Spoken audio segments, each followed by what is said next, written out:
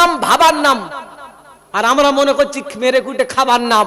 হ্যাঁ না জোরে বলে, ভেবেছি কোনদিন আমাদের ভাবার টাইম আছে? টাইম আছে ভাবার? সোনার চাঁদ বন্ধুরা, নতুন বিবাহ হয়েছে, বউ খুব কাঁদে, তো বর বলছে দেখ তো কে কাঁদে। বরের ছোট ভাইটা দেখে এসে বলছে বড় ভাই এই ভাবি কাঁদতেছে। কি কাঁদতেছে? ভাবি কাঁদতেছে। ইয়ে শুনে এ কান্না শুরু করে দিয়েছে। কি বললাম? ইয়েও কাঁদতেছে। বরের বোনাই এসে বলছে এই শালা তুই কাঁদছিস কেন? বলি ও কাঁদে কেন? বলে ও কাঁদে এই জন্য, ও এতদিন মা বাপের কোলে ছিল, আজকের দেখতে দেখতে 16-17 বছর বয়স হয়ে গেছে, বিয়ে হয়ে গেছে, এখন পরের ঘরে যাবে, বাপ মা আত্মীয় স্বজন পাড়া প্রতিবেশী সব ছেড়ে যেতে হচ্ছে, তাই দুঃখে কাঁদছে। তা তুই কাঁদছিস কেন? বলে আমি ওই জন্য কাঁদছিস। বুঝলেন? আমি ওই জন্য কাঁদছি। বলে তার মানে?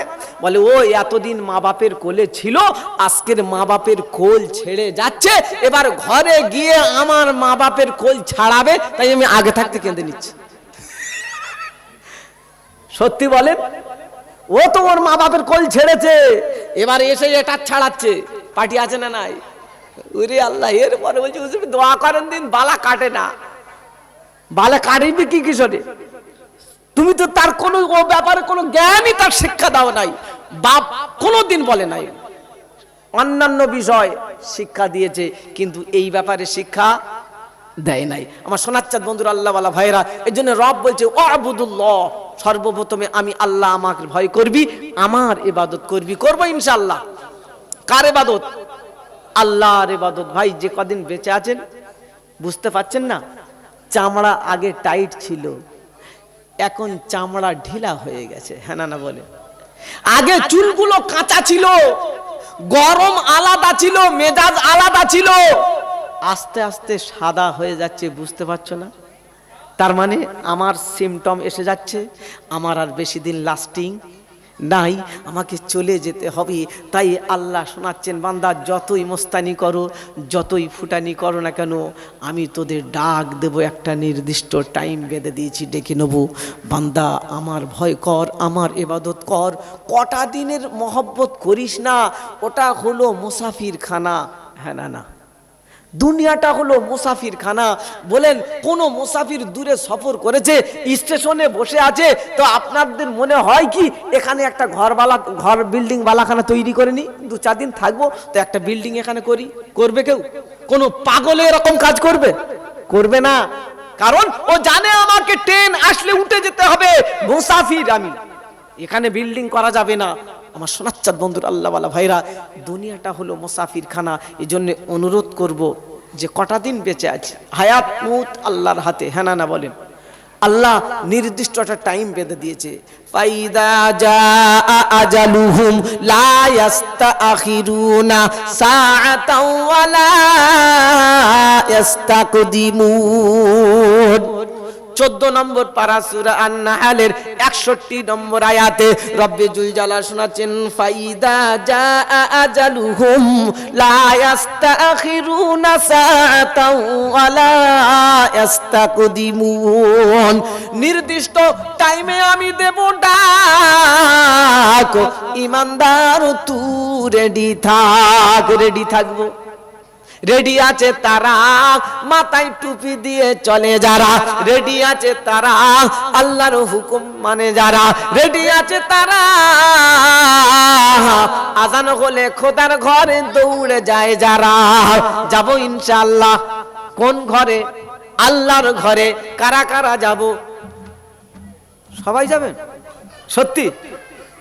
মুখে না বুকে? এই মুখ আর বুকের মধ্যে তফাৎ 1 বিগদা। এই মুখ এই বুক 1 বিগদা বুক। সাহাবায়ে কেরামেরা বললেন আমাদের এই মুখ থেকে বুকে আনতে গিয়ে 13 বছর লেগেছে। কত বছর? 13 বছর। মুখ থেকে বুকে আনতে 13 বছর। আর আপনাদের 1 ঘন্টা ওয়াজ করলে নেমে যাবে, এটা সম্ভব? সম্ভব? সম্ভব নয়। তারপরেও বলবো সোনার ভাই, দুঃখের সঙ্গে বলে যাই, রব্বে জুল জালাল বলেন ইয়া ইয়া হাসরাতান আলাল ইবাদ, এ বান্দা তোর হলো কি সবাই ডাকলে চলে যায়, আমি আল্লাহ ডাকলে ভুলে যায়। হ্যাঁ না না, নেতা ডাকলে চলে যায়, মাতব্বর ডাকলে চলে যায়, লিডার ডাকলে চলে যায়, বন্ধু বান্ধব ডাকলে চলে যায়, রব বলছে আমি ডাকলে পালিয়ে যায়। হ্যাঁ না না, মসজিদে আযান হচ্ছে হাইয়া আলাস সালাহ হাইয়া আলাল ফালাহ, এরা বলছে ইমাম মুয়াজ্জিন তোরা দুজনা মিলে চালা। রব্বি জুল জালাল বলেন সেদিন তোদের কতটা দানে কতটা চাল, সেদিন আমি আল্লাহ তোদেরকে বুঝিয়ে দেব। আমি আল্লাহ বলছি ওয়াত্তাকু ইয়াওমান তুরজাউনা ফীহি ইলাল্লাহ, ভয় করো আমার দিনের কথা মনে করে সবাইকে আমার দরবারে তোদের আসতে হবে। আমার দরবার ছাড়া কোনো দরবার থাকবে না, আর কৃতকর্মের হিসাব হবে, একটাও মিস্টেকে যাবে না। আর আমি আল্লাহ কারোর সঙ্গে জুলুমবাজি করব না। রব বলছে বান্দা শুনে নে, আমি আল্লাহ কি তোদের বেকার সৃষ্টি করেছি? এত সুন্দর করে তোকে বানিয়েছি রে বান্দা রে। এ বান্দা তোকে আমার থেকে কে ভুলিয়ে দিল? তোর আমার থেকে কে সরিয়ে দিল? কোন জিনিস তোকে সরিয়ে দিল? আমার থেকে তোকে কে ভুলিয়ে দিল? ইয়া আইয়ুহাল ইনসান মা গররাকা বিরাব্বিকাল কারীম, জোরে বল। ইয়া আইয়ুহাল ইনসান মা গররাকা বিরাব্বিকাল কারীম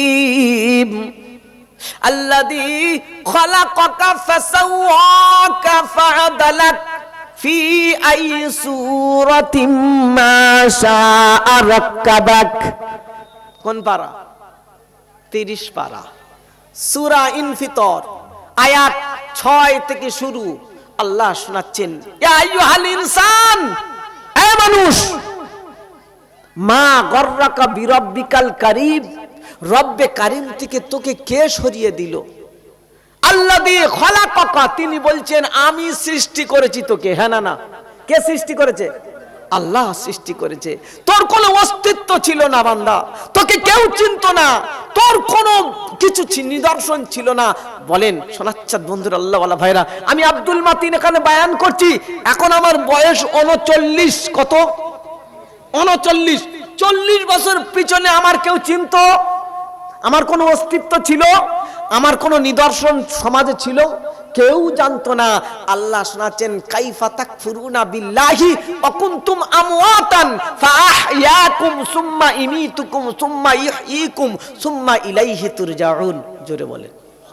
এটা এক পারা, পারা নাম্বার 1, সূরা বাকারা, আয়াত 28। আল্লাহ শোনাচ্ছেন কাইফা তাকফুরুনা বিল্লাহ।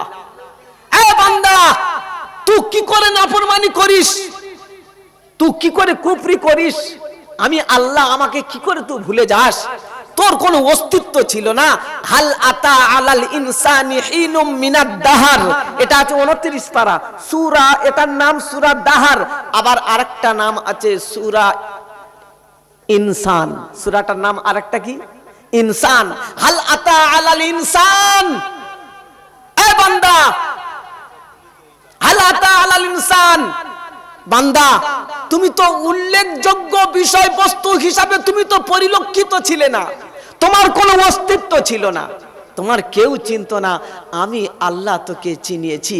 কাইফা তাকফুরুনা বিল্লাহি ওয়া কুনতুম আমওয়াতান, তুই তো মরা ছিলিস। কি ছিলিস?